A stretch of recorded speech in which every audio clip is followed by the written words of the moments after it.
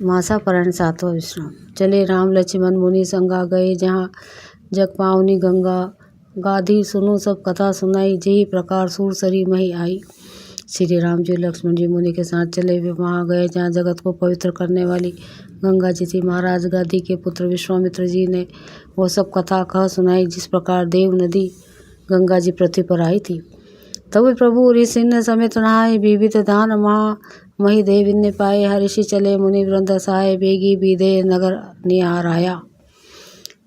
तब प्रभु ने ऋषियों सहित गंगा जी में स्नान किया। ब्राह्मणों ने भांति भांति के दान पाए। फिर मुनि वृंद के साथ प्रसन्न होकर चले और शीघ्र ही जनकपुर के निकट पहुँच गए।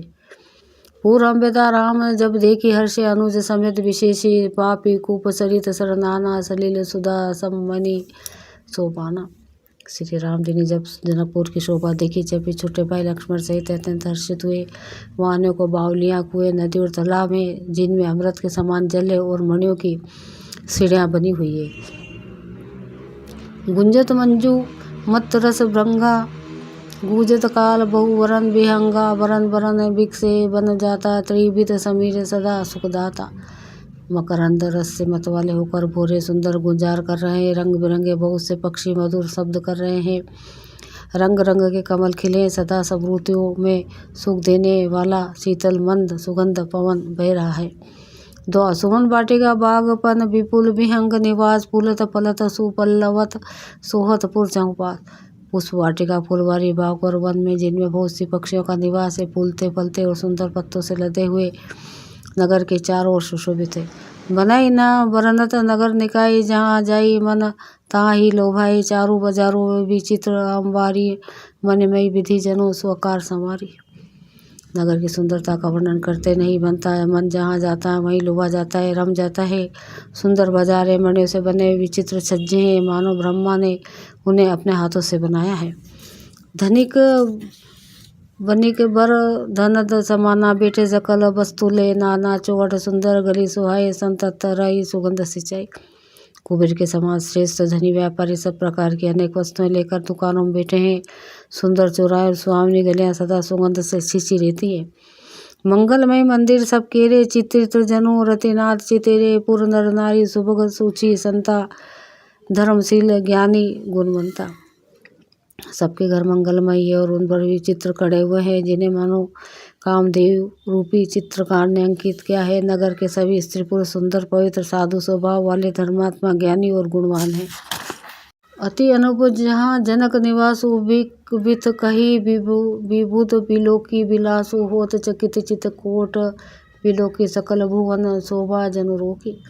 जहाँ जनक जी के अत्यंत अनुपम सुंदर निवास स्थान महल है, वहाँ के निवास ईश्वर को देखकर देवता भी थकित स्थभित हो जाते हैं। मनुष्य को तो बात ही क्या है। कोट राजमहल के परकोटे को देखकर चित्त चकित हो जाता है। ऐसा मालूम होता है मानो उसने समस्त लोगों की शोभा को रोक घेर रखा है।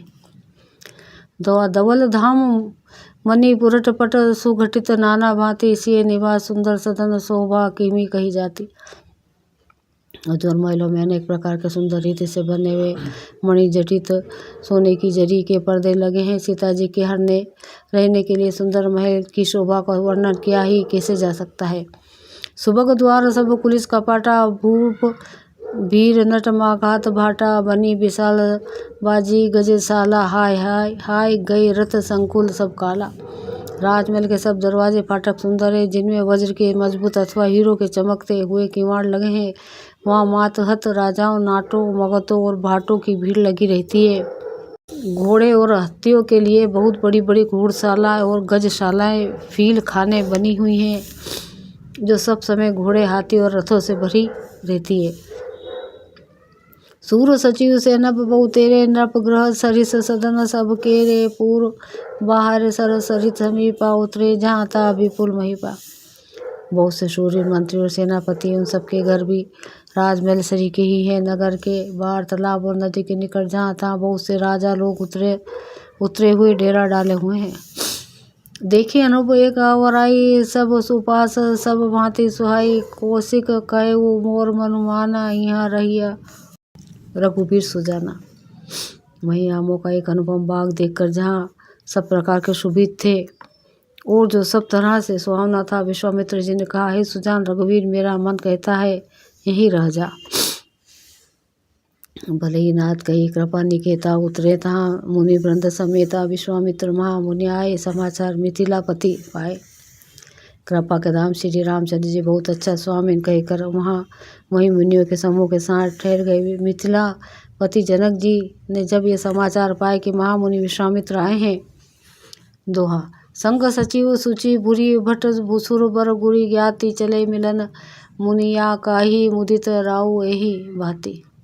तब उन्होंने पवित्र रही कि ईमानदार स्वामी भक्त मंत्री बहुत से योद्धा श्रेष्ठ ब्राह्मण गुरु शतानंद जी और अपनी जाति के श्रेष्ठ लोगों को लिया और इस प्रकार प्रसन्नता के साथ राजा मुनियों के स्वामी विश्वामित्र जी से मिलने चले। किन्नय प्रणाम चरण धरी माता, दिन्य आशीष मुदित मुनिनाथा। बी प्रवृंद सब आदर बंदे, जानी भाग्य बड़ा राहु आनंदे। राजा ने मुनि के चरणों पर मस्तक रखकर प्रणाम किया। मुनियों के राजा स्वामी विश्वामित्र जी ने प्रसन्न होकर आशीर्वाद दिए। फिर सारी ब्राह्मण मंडली को आदर सहित प्रणाम किया और अपना बड़ा भाग्य जानकर राजा आनंदित हुए। कुशल प्रश्न कई बारह विश्वामित्र न पई बैठा रहते ही अवसर आए। दो भाई गए रहे देखन फुलवाई। बार बार कुशल प्रश्न करके विश्वामित्र जी ने राजा को बिठाया। उसी समय दोनों भाई आ पहुँचे जो फुलवाड़ी देखने गए थे। श्याम गौर मृदु वयस किशोरा, लोचन सुखद विश्वचित चोरा। उठे सकल जब रघुपति आए, विश्वामित्र निकट बैठाए। सुकुमार किशोर अवस्था वाले श्याम और गौर वर्ण के दोनों कुमार नेत्रों को सुख देने वाले और सारे विश्व को चित्त को चुराने वाले हैं। जब रघुनाथ जी आए तब सभी उनके रूप एवं तेज से प्रभावित होकर उठकर खड़े हो गए। विश्वामित्र जी ने उनको अपने पास बैठा लिया। भई सब सुखी देखी दो भ्राता, बारी विलोचन पुलिकित गाता। मूर्ति मधुर मनोहर देखी, भई वो विदेहु विशेषी। दोनों भाइयों को देखकर सभी सुखी हुए। सबके नेत्रों में जल भर आया। आनंद और प्रेम के आंसू उमड़ पड़े और शरीर रोमांचित हो उठे। राम जी की मधुर मनोहर मूर्ति को देखकर विदेह जनक विश्व रूप से विदेह देह की सुध बुध से रहित हो गए। दोहा प्रेम मगन मनु जानी, नृपो करी विवेकु धरी धीर। बोले ओ मुनि पद नाई, सिरु गद गद गिर गंभीर। मन को प्रेम में मगन जान राजा जनक ने विवेक का आश्रय लेकर धीरज धारण किया और मुनि के चरणों में सिर नवाकर गद प्रेम भरी गंभीर वाणी से कहा, कहूँ नाथ सुंदर दो बालक, मुनि कुल तिलक की निप्रकुल पालक। ब्रह्म जो निगम नेति कही गावा, उभय वेश धरी की सोई आवा। हे नाथ कहिए, दोनों सुंदर बालक मुनि कुल के आभूषण है या किसी राजवंश के पालक, अथवा जिसका वेदों ने नीति कहकर गान किया, वही ब्रह्म तो युगल रूप धरकर नहीं आया। सहज विराग रूप मनु मोरा, थकित होत जिमी चंद चकोरा। ताते प्रभु पूछो सती भाऊ, कहूँ नाथ जनि करहूँ दुराऊ। मेरा मन जो स्वभाव से ही वैराग्य रूप बना हुआ है, इन्हें देखकर इस तरह मुग्ध हो रहा है जैसे चंद्रमा को देखकर चकोर। हे प्रभु, इसलिए मैं आपसे सत्य निश्चल भाव से पूछता हूँ, हे नाथ बताइए, छिपाओ ना कीजिए।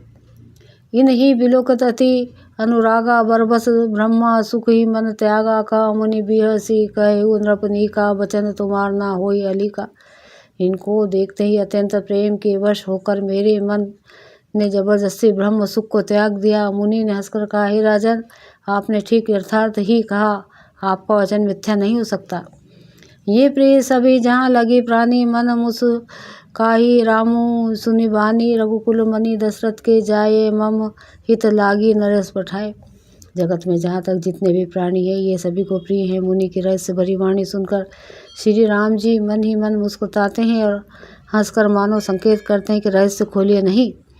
तब मुनि ने कहा, ये रघुकुल मणि महाराज दशरथ के पुत्र हैं, मेरे हित के लिए राजा ने इन्हें मेरे साथ भेजा है। दोहा रामू लखन दो बंधु बर, रूप सिल बलधामा। मकरायो खेऊ सबुर साकी, जगू जीते असुर संग्रामा। ये राम और लक्ष्मण दोनों श्रेष्ठ भाई रूपशील और बल के धाम है। सारा जगत इस बात का साक्षी है कि इन्होंने युद्ध में असुरों को जीतकर मेरे यज्ञ की रक्षा की है। मुनि तव चरण देगी कह राहु, कहीं न सकूं निज पुण्य प्रभाव। सुंदर श्याम गोर दो भ्रता, आनंद हूँ के आनंद दाता। राजा ने कहा, हे मुनि, आपके चरणों के दर्शन कर मैं अपना पुण्य प्रभाव कहीं नहीं सकता। ये सुंदर श्याम और गौर वर्ण के दोनों भाई आनंद को भी आनंद देने वाले हैं। इनके प्रति परस्पर भावनी, कही न जाए मन भाव सुहावनी। सुनो नाथ का मुदित विदेहु, ब्रह्म जीव ईव सज सनेहु। इनकी आपस की प्रीति बड़ी पवित्र सुहावनी है, वो मन को बहुत भाती है, पर वाणी से कहीं नहीं जा सकती। विदेह जनक जी आनंदित होकर कहते हैं, नाथ सुनिए, ब्रह्म और जीव की तरह इनमें स्वाभाविक प्रेम है। पुनि पुनि प्रभु चितव नर नाहु, पुलक गात और अधिक उछाओ। मुनि ही प्रशंसी नाई, पद शिशु चले वो लवाई नगर अवशेषु। राजा बार बार प्रभु को देखते हैं, दृष्टि वहाँ से हटाना ही नहीं चाहती। प्रेम से शरीर पुलकित हो रहा है और हृदय में बड़ा उत्साह है। फिर मुनि की प्रशंसा करके और उनके चरणों में सिर नवाकर राजा उन्हें नगर में लिया चले। सुंदर सदुनु सुखद सब काला, तहाँ बासुले दिन भुआला। करी पूजा सब विधि सेवकाई, गई राव ग्रह विध कराई। एक सुंदर महल जो सब समय सभी ऋतुओं में सुखदायक था, महाराजा ने उन्हें ले जाकर ठहराया। तदंतर सब प्रकार से पूजा और सेवा करके राजा विदा मांगकर अपने घर चले। द्वारिशे संग रघुवंश मनि करी, वो जानो विश्रामो। बेटे प्रभु भ्राता सहित दिवस रहा भरी जामु। रघुकुल के शिरोमणि प्रभु श्री रामचंद्र जी ऋषियों के साथ भोजन और विश्राम करके भाई लक्ष्मण सहित बेटे उस समय भर दिन रह गया था। लखन हृदय लालसा विशेषी जाई, जनकपुर आया देखी प्रभु भई बहुरी। मुनि सकुचाई, प्रगट न कहिए मन ही उसका ही। लक्ष्मण जी के हृदय में विशेष लालसा है कि जाकर जनकपुर देख आवे, परंतु प्रभु श्री रामचंद्र जी का डर है और फिर मुनि से भी सकुचाते हैं, इसलिए प्रगट में कुछ नहीं कहते, मन ही मन मुस्कुरा रहे हैं। राम अनुज मन की गति जानी, भगत बचलता हिया हुलसानी। परम विनीति सकुची मुस्काई, बोले गुरु अनुशासन पाई। अंतर्यामी श्री रामचंद्र छोटे भाई के मन की वर्ष जान ली और तब उनके हृदय में भक्त वत्सल उमड़ आया। वे गुरु की आज्ञा पाकर बहुत ही विनय के साथ सकुचाते हुए मुस्कुराते कर बोले,